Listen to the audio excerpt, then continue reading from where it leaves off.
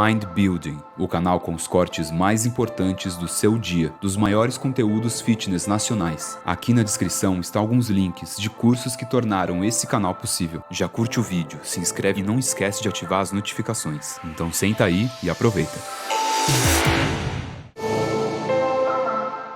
Uma das coisas que te ajuda a resolver essa banha daqui é justamente você aumentar o seu nível de atividade, né? A quantidade de atividade física que você faz, ela vai influenciar na sua captação periférica de gordura e vai influenciar no seu resultado físico, à medida que o seu resultado físico ele é proporcional à quantidade de trabalho que você executa. Então aqueles treinos tipo Blitzkrieg, HIIT, que você faz em 30, 35 minutos, eles podem estimular o músculo, mas você tem que ter alguma coisa metabólica. Esse ritmo aqui que eu faço, mais ou menos 120 batimentos por minuto. Mas isso não é aeróbio. Isso é aeróbio sim. E outra, é um aeróbio de baixa intensidade que melhora a função cardiovascular, né? Para o coração, né, o muito forte também não resolve, né? O muito fraco não faz diferença, mas o muito forte ele também não resolve. Você tem uma faixa de trabalho para melhorar o miocárdio. E assim, esse cardiozinho que eu faço, ele melhora meu coração e ele melhora o que é a minha remoção de lactato, tá? Treinei perna hoje, fazendo minha bike aqui assim, eu estou ajudando a remover meu lactato, porque isso ajuda a aumentar a velocidade de recuperação. Então esse cardio que eu faço aqui todo dia com vocês, ele é um cardio maroto, né? Porque ele melhora tanto minha função cardíaca, quanto aumenta a minha velocidade de recuperação. Isso faz com que eu consiga compensar mais ou menos o que é a minha falta de sono e eu consiga, de certa forma, melhorar a minha condição para eu treinar no dia seguinte. Então a minha vida em relação a esse cardiozinho é que nem uma escadinha onde eu vou subindo degrauzinho por degrauzinho, que nem formiguinha. E isso eu já contei para vocês, eu conto isso para vocês num vídeo da Max. Entendeu, Enzo? Quantidade de exercício. Então você pode fazer o HIIT que tem lá seus 30, 35 minutos, mas você tem que ter uma complementação metabólica para ajudar essa gordurite aqui do flanco, o efeito muffin, ele dispersar, tá? Então não é à toa que eu estou aqui 38 minutos, 39 segundos falando com você e te explicando sobre isso. Vamos fazer o resumão do dia. Seiji perguntou, como é que eu consigo continuar secando depois de secar muito? Seiji, você tem que ser específico, tá? Então, primeiro, fixar horário se você não fixou. Se você não fixar horário, isso não vai para frente. Isso é o primeiro fator limitante. Você não consegue ajustar. Segundo, fixa o horário, fez o eating time, aí você vai fazer o que é o fracionamento alimentar, né? Você vai dividir as suas calorias ao longo do dia, né? E lembra, fracionamento não é igual aumento de frequência. Você não vai adicionar refeição. Você vai pegar tudo que você come num dia e dividir entre 5 e 6 refeições, tá? Terceiro, fazer o nutrient timing. Se você quer fazer de acordo com o treino, né, você vai programar a tua alimentação para o treinamento. Então, mais carboidrato 4 horas antes do treino, logo depois do treino, e uma distribuição mais amena nas pontas, com proteína igual em todas as refeições. Você pode fazer o nutrient time de acordo com o ciclo circadiano, né, fazer esses volumes eles irem progressivamente diminuindo ao longo do dia. O maior consumo de manhã vai diminuindo até chegar à noite. Eu vou te falar, se você fizer isso bem feito, você já chega em 99% do resultado. E finalmente, especificidade.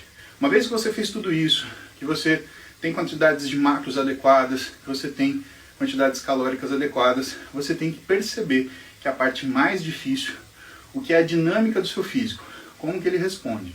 Por quê? Se você treinar mais, você precisa de mais energia.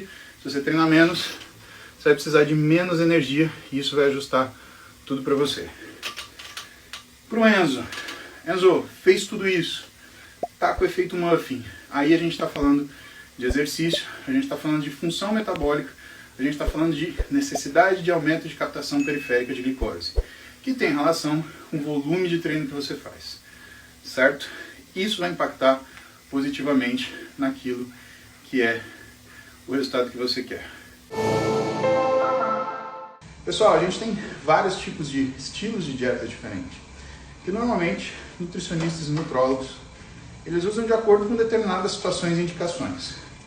Mas vocês têm as dietas que são low carb, vocês têm low carb high fat, vocês têm low fat, você tem low fat high carb, você tem dieta do Mediterrâneo, você tem dieta cetogênica, você tem jejum intermitente, você tem janelas de alimentação. E todas essas dietas, né, vamos incluir vegetariana também, tá? Vegetariana e vegana, né, que elas não são 100% iguais. A vegana, ela não admite nada que tenha origem animal, nada, nada, nada. Aliás, para você entender a diferença, vegetarianismo, ele está ligado com a sua forma de alimentar. O veganismo, ele está ligado com a sua forma de viver. Então, o vegano é uma pessoa que acredita que qualquer uso de derivado animal para vestuário, alimentação ou entretenimento não faz sentido para a sua própria vida. Então é uma pessoa que vive, né, de acordo com parâmetros morais e éticos próprios, aonde a alimentação ela entra junto numa situação que tem pelo menos 3 conceitos diferentes. O vegetariano, ele se relata à alimentação, tá? Bom, mas o que tem todas essas dietas em comum? Para você emagrecer, essas dietas elas precisam ser de baixa caloria. Então, o que coincide nessas dietas, na verdade, é a baixa quantidade de caloria que elas são compostas. São dietas que tendem a ser hipocalóricas. Se você for ver a dieta cetogênica, ela tende a ser hipocalórica. Por quê? Você corta os carboidratos da elaboração da alimentação. A dieta low carb, a mesma coisa. A dieta low fat, a mesma coisa. Qual é o problema, então, que as pessoas encontram quando elas fazem um determinado tipo de dieta? Por exemplo, dieta cetogênica, e não consegue emagrecer. Porque provavelmente essas pessoas, elas estão fazendo sua dieta seguindo a premissa daquele formato, só que não estão colocando baixa caloria. Então, o que a pessoa acha que ela está fazendo? Ah, eu faço dieta cetogênica, tá? Vai comer na churrascaria. Cara, só que se você comer 600 gramas de carne, 1 quilo de carne, você está comendo uma caloria gigantesca. Sabe quando você vai emagrecer? Jamais. Jamais, monsieur. Você vai ficar désolé, isso sim. Vai ficar triste, por quê? Porque você precisa ter um estímulo de baixa caloria para atingir esse limiar, para conseguir chegar nessa condição de capacidade emagrecedora da dieta. Existem formas que são mais confortáveis, existem formas que são menos confortáveis, tá? O que eu acho mais confortável? A dieta que eu acho mais confortável é a dieta high carb, low fat, baixa gordura, alto carboidrato. Você fala, ah, Paulo, mas isso é o que a gente come, é arroz e feijão com todo dia, arroz e feijão com bife todo dia. Eu já tentei fazer dieta assim, eu não consigo. Para por aí. Você nunca tentou fazer dieta assim. Você fez fracionamento alimentar? Você fez uma coisa chamada eating time? Você colocou horários para você comer certinhos? Você se preocupou em pesar as refeições que você foi comer? Você sabe se você comeu 400, 600 ou 900 gramas numa refeição? Então, se você não sabe, você não fez dieta. Você simplesmente comeu o que a gente chama ad libitum. E por isso, algumas vezes, essas dietas têm formato pré-estabelecido, né? Tipo cetogênica, low carb, elas se apresentam mais fáceis de você fazer. Porque elas criam a crença de que se você simplesmente remover um nutriente, você vai conseguir ter emagrecimento. Isso, pessoal, algumas vezes acontece. Por quê? quando você remove um nutriente que você comia com muito volume, você cria um distanciamento entre o que era o seu volume calórico anterior, o que é o seu volume calórico atual, muito grande. E sem querer, você chega numa dieta de baixa caloria ou hipocalórica em relação ao que era antes. Quer dizer que você vai perder alguma gordura, mas não quer dizer que você vai perder toda a gordura que você quer. Sendo assim, e você entendendo isso, que às vezes você usa uma ferramenta drástica porque ela consegue te sustentar naquela condição, você consegue entender que não é necessariamente a ferramenta que fez diferença para você em relação à propriedade físico-química dela. Ou seja, se é uma dieta high fat, low fat, high carb, low carb, mediterrânea, chinesa, a diferença é que é algo que você conseguiu fazer com consistência. Só que essa consistência, ela é baseada numa tolerabilidade, e essa tolerabilidade, ela é baseada numa motivação. Então, se você tem motivação para continuar a sua dieta, quando você tem a sua restrição calórica, quando você está fazendo uma dieta específica, por exemplo, uma dieta cetogênica, que nem a gente deu de exemplo, cara, você tem que saber que o mais importante não é nem a dieta, é a consistência.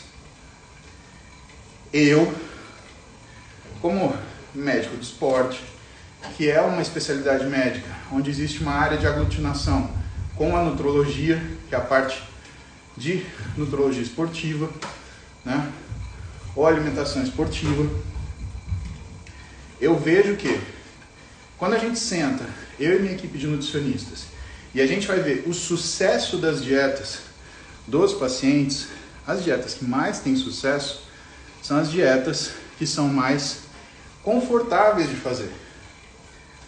E as dietas mais confortáveis de fazer, por um acaso, são as dietas que são mais desconfortáveis de preparar. Uma coisa, pessoal, é você comer gostoso. A outra coisa é você não ter trabalho para fazer isso. Veja, quando você faz uma dieta cetogênica, desculpa, mas eu não acho que você coma gostoso, porque falta o carboidrato e você sente essa falta. Agora, inegavelmente, é uma dieta de preparo mais fácil. Então você está escolhendo a facilidade do preparo, não a qualidade do seu paladar. Agora, se a gente tirar da equação a questão do preparo, e você fala, tá, vou comer o que eu preciso, tá? Vou entregar essa dieta na mão da minha mãe, e aí minha mãe vai deixar preparado para mim. Você vai ver que as dietas que têm todos os nutrientes, elas são mais agradáveis de fazer. Sabe por quê? Parece que você não está de dieta. Por quê? Você está comendo tudo que você sempre comeu. Leite, arroz, batata. E às vezes, o que falta o pessoal entender é que estar de dieta não é sofrer. Então, se você precisa sofrer para achar que está de dieta, cara, muito provavelmente você está fadado ao fracasso, porque o sofrimento não é sustentável. Agora, quando você faz uma dieta por distribuição calórica e ela tem as quantidades de nutrientes que você precisa, só que com alimentos, que são alimentos que você está acostumado no seu dia a dia, feijão, arroz, batata, macarrão, o que você acaba descobrindo? Que parece que você não está de dieta. E aí o que acontece? Você tira o sofrimento da equação. Só que qual é o cuidado?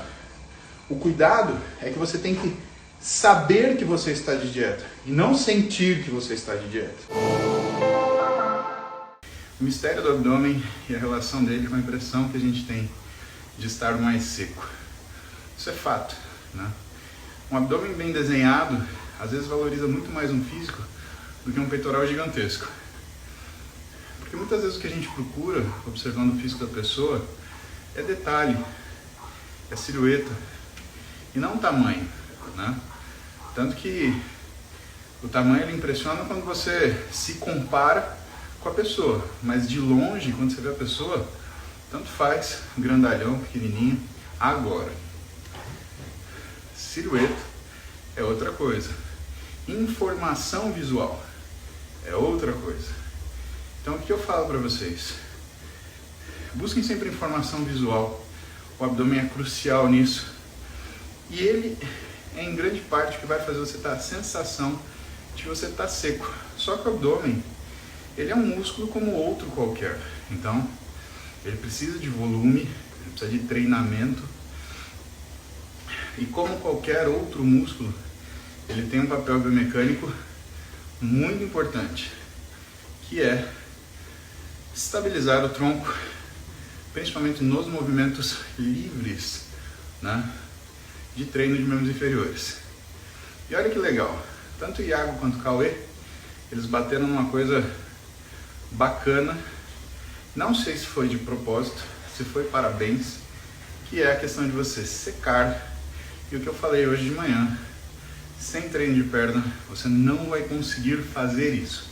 E uma das razões é que o treino de perna, para você estabilizar o seu tronco e conseguir realizar os movimentos, você precisa fazer muita força de abdômen. E isso ajuda muito o seu abdômen a definir. Então talvez, Cauê, você tenha que melhorar seu treino de perna. Você está fazendo o quê? Uma vez por semana? Uma cadeirinha extensora marota, um leg press até a metade, não faz panturrilha e vai para casa.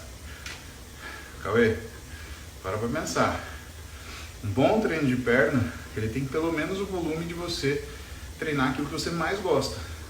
Você treina 5 exercícios diferentes para o peitoral. Você treina 1 para o posterior de coxa. Sabe quando você vai desenvolver seu membro inferior? E se você não desenvolve membro inferior, dificilmente você vai desenvolver abdômen. Tanto que um dos segredos, Cauê, para você desenvolver abdômen é você fazer movimentos que acionam o abdômen de uma forma não preferencial. Você pode deitar no chão e fazer 1000 abdominais.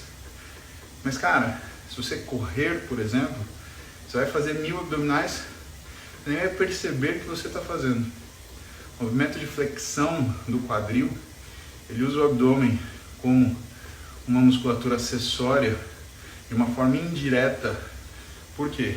Porque a tendência é a gente ir para trás quando a gente corre. Quando você força para frente, é o abdômen que está tracionando, fazendo você ficar na posição que você quer, com a cabeça um pouco mais avançada, em vez de você, tô correndo que nem um desenho animado, assim, oh, hello. E se você entende isso, o que você começa a entender? O que falta para você, né? Em questões de volume, por exemplo, falei para você em relação ao seu treino de perna e seu treino de peitoral. Você faz supino reto, inclinado, declinado, crucifixo, crossover. Tem 5 exercícios. Você faz cadeira extensora para o quadríceps. Um exercício que ainda é um exercício de máquina, ou seja, ele é um exercício para um segmento fixo, né, localizado. Você não tem estabilização ativa, você está se segurando numa cadeira para esticar o joelho. Cara, você não vai desenvolver perna nunca, você não vai desenvolver abdômen nunca. Ah, mas para que serve cadeira extensora então? Serve para finalizar o trabalho, pessoal. Serve para você criar aquele corte bonito na coxa, para você ver a divisão dos músculos. Numa época nefasta, onde pessoas dominavam a narrativa do treinamento, pessoas que não treinavam, né? E falavam que não era necessário exercício localizado, que cadeira extensora não servia para nada. Eles criaram essa cultura do fazer menos.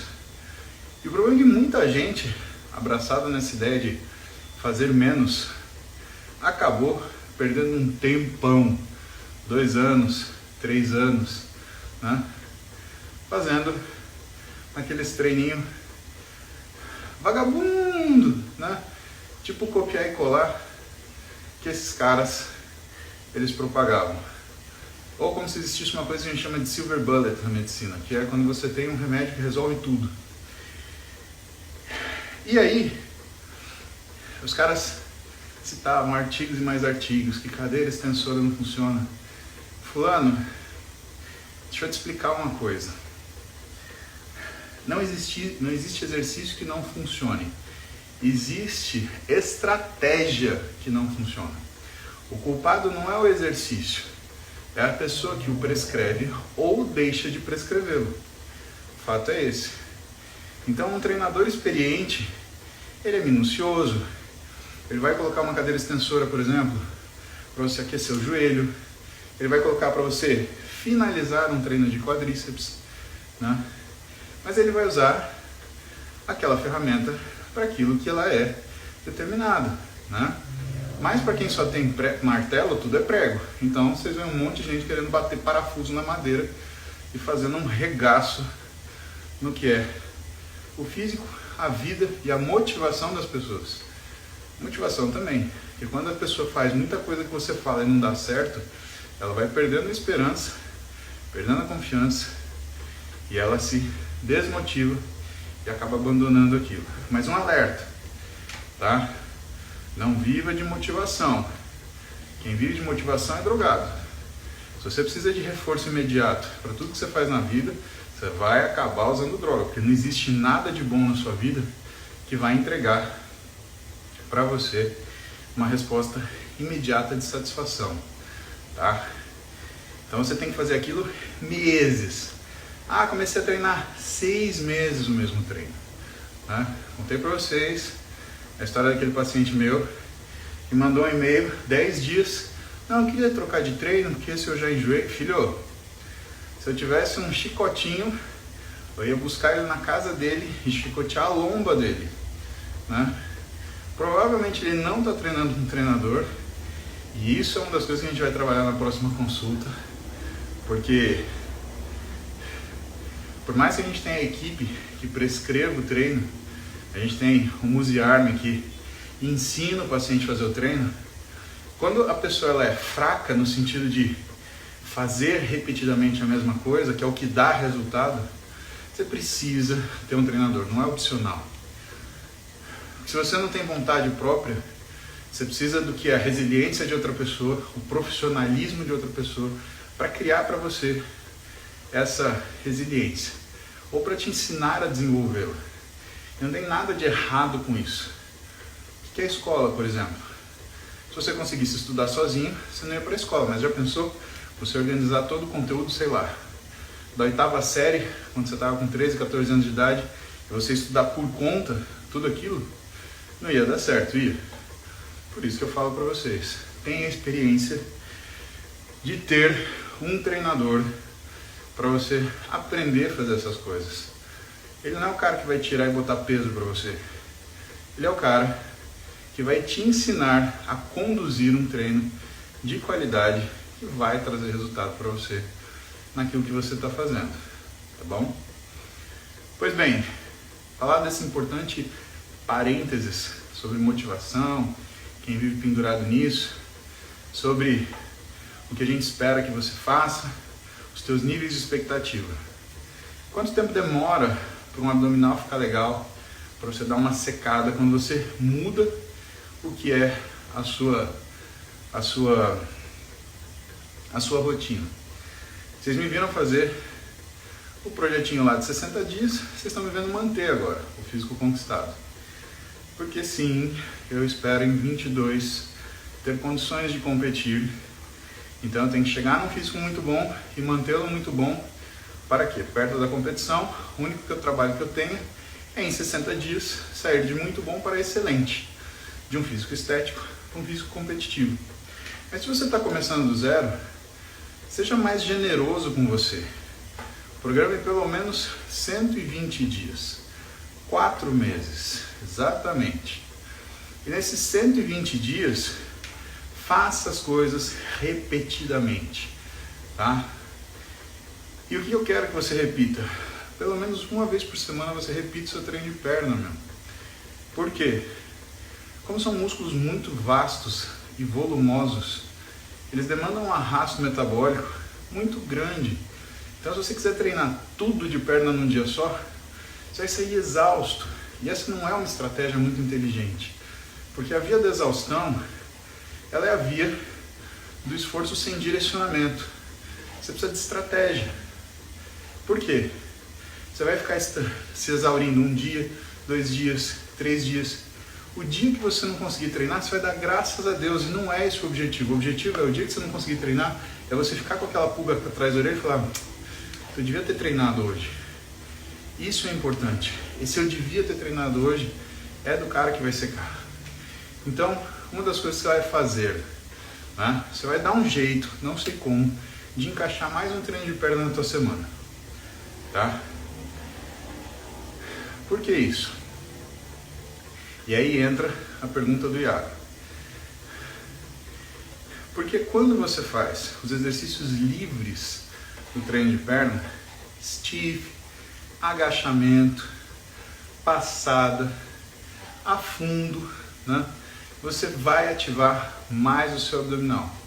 Isso vai fazer com que você, não só por conta do volume de exercício que aumentou e do músculo que aumentou, estamos falando de músculo da coxa, né?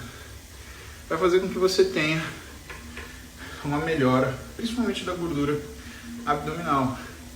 E melhorando a musculatura abdominal, também vai fazer com que você enxergue um pouco mais seu abdominal. Sabe o que você vai conseguir? Aí você vai conseguir motivação. Você vai ver teu corpo mudar. E, não tem nada que motive mais do que você observar uma coisa que te agrade no seu físico. De verdade. E aeróbio em jejum, né? Jejum, aliás, é um tema que causa muita curiosidade, né, pessoal? Todo mundo fica se perguntando sobre o jejum contra o envelhecimento, o jejum para emagrecimento. O jejum, ele é uma ferramenta que muitos profissionais usam, mas que você tem que entender que não é uma coisa tão simples quanto você pode pensar, não. Não é simplesmente ficar sem comer e boas, né? Você tem uma estratégia da janela alimentar, você tem um horário específico da janela de jejum, você tem o que você vai comer durante a janela alimentar. Então, não é que você vai ficar de jejum 14, 16, 18 horas e aí você vai comer pão doce com brigadeiro e salsicha, né? Pelo amor de Deus, você está pensando isso, você não precisa de orientação, você precisa de um remedinho, porque você está completamente fora da casinha. E geralmente, quem faz essas coisas é quem mais devia fazer dieta. Vamos falar sério aqui, né? O pessoal que está fora do peso adora inventar esses negócios. Ah, agora eu vou fazer dieta cetogênica. Ah, agora eu vou fazer jejum intermitente. Cara, para de procurar resultado rápido. Quem eu recomendo para vocês? Eu recomendo para vocês uma pesquisadora chamada Karen Proien, que nos anos de 2012, 2013, 2014, 2015, 2016, ela resolveu estudar o exercício em jejum. E qual foi uma das coisas que ela notou? Primeiro, ela começou a estudar o efeito do jejum sobre a sensibilidade periférica à glicose e a resistência periférica à insulina. E o que ela começou a notar? Que quando você tinha muitas horas de jejum, você mudava a resistência periférica à insulina dos indivíduos. Bioquimicamente isso se sustenta por quê? Porque uma pessoa que tem resistência à insulina, ela tem uma produção aumentada de insulina. Só que quando a gente produz insulina, o hormônio que coloca a energia dentro da célula, a gente produz uma proteína que chama SOX3, que regula a função da insulina.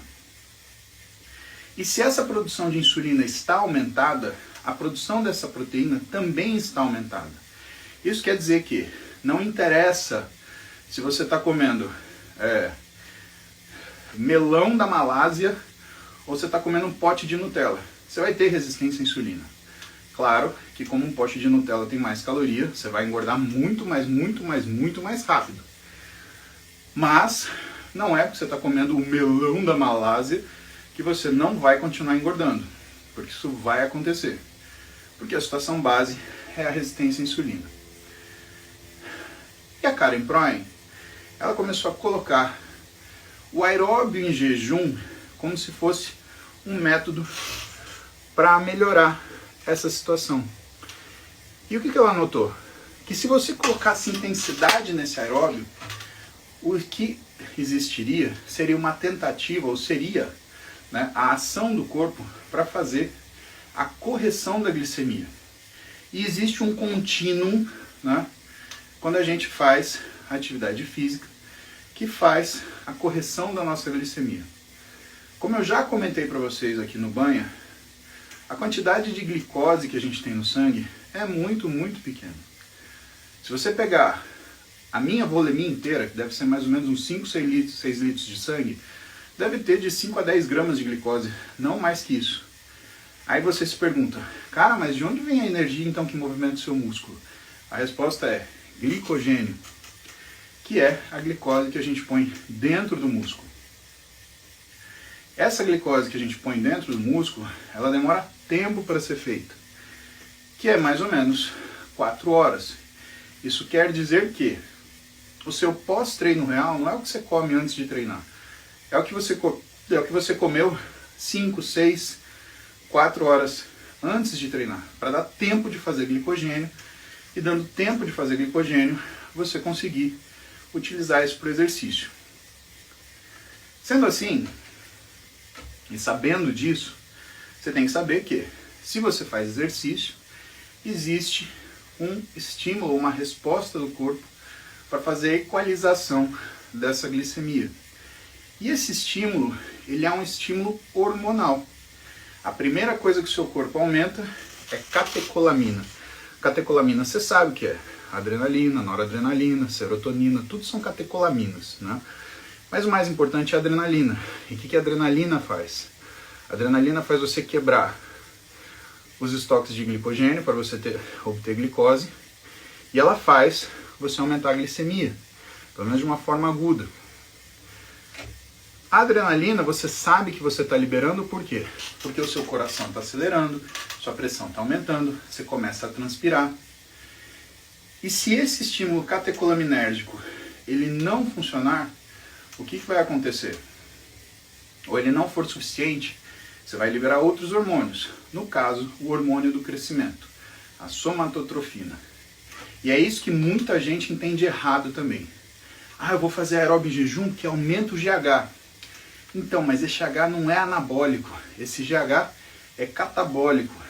Ele funciona e é liberado para aumentar a quantidade de triglicéridos que você tem circulante. Por quê? O GH, ele mobiliza triglicéridos com bastante eficiência. Só que vamos supor que a intensidade do seu exercício ainda seja muito alta. O que teu corpo faz? Ele ativa a função da sua suprarrenal e aí ele começa a liberar cortisol. E quando ele libera cortisol, ele aumenta a resistência à insulina, dificultando a entrada de energia na célula, e ele aumenta a quebra de proteína para você obter energia de outros recursos. Parece um contrassenso. Por que eu vou liberar cortisol se eu estou treinando? Justamente para o seu corpo esfriar aquela reação que está acontecendo. Se ele não consegue te entregar a quantidade de energia suficiente para você fazer aquele exercício, o que ele faz? Ele diminui a sua capacidade de fazer aquele exercício. Se eu não consigo captar tudo que eu preciso de glicose, eu diminuo o nível de exercício para que eu consiga fazer essa equalização. Simples assim. Se eu não consigo ganhar todo o dinheiro que eu preciso para os gastos que eu tenho, o que eu faço? Eu corto o gasto, certo? Se o teu corpo não consegue obter toda a glicose que ele precisa para continuar funcionando, o que ele faz? Ele diminui o exercício. Essa é a razão da gente liberar cortisol durante o treino. E existe um graduando de acordo com a intensidade do seu treino.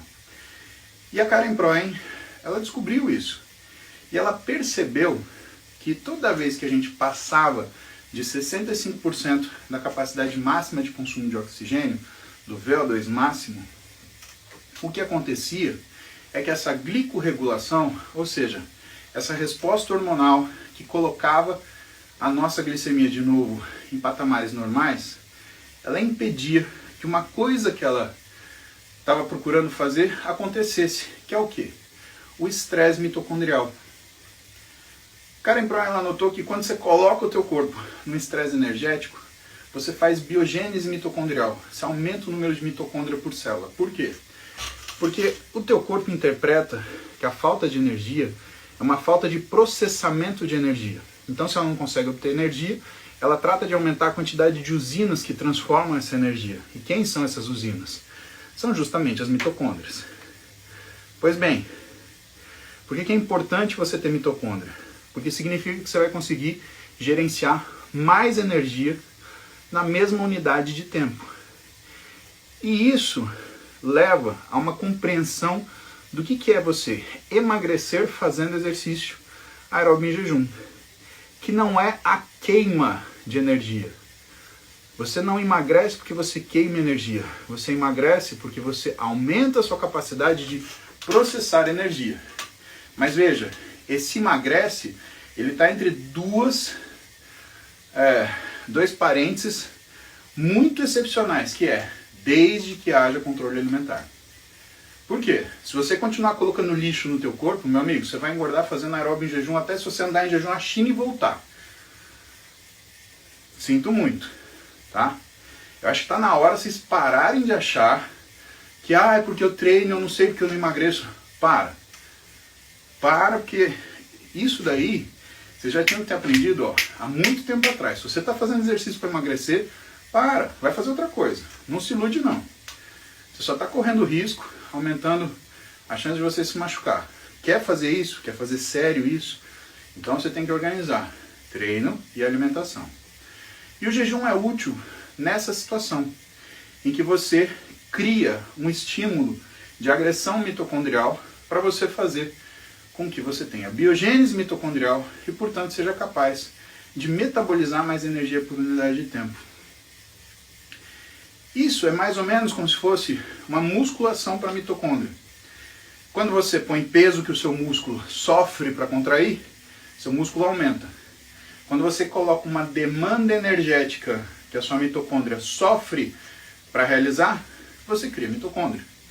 Então é mais ou menos isso que acontece se a gente fosse fazer uma comparação.